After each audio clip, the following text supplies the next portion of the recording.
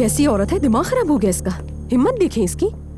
और आप लोग भी कमाल करते हैं, मुंह से एक लफ्ज तक नहीं निकाला आप लोगों ने। एलिफ अब पुरसुकून हो जाओ, बस बहुत हो गया है। पुरसुकून हो जाऊं? माफ करना बहन, उस औरत ने यहाँ आकर सीधा मुझे अपने शौहर के साथ जोड़ दिया।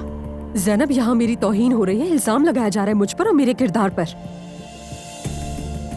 उसके शौहर का क्या करूंगी मैं यार?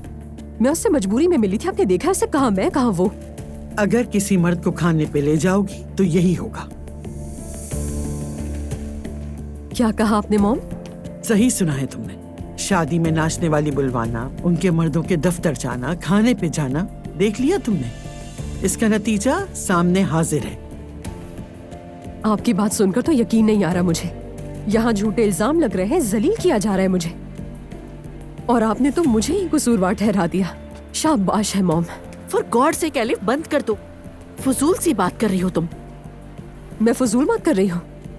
अम्मी ने तो मुझे कसूरवार ठहरा दिया, वो तो पहले ही मुझे मुजरिम समझती हैं। सच कहने वाले पर सभी उंगलियां उठाते हैं बेटी, तुम ही गलत हो।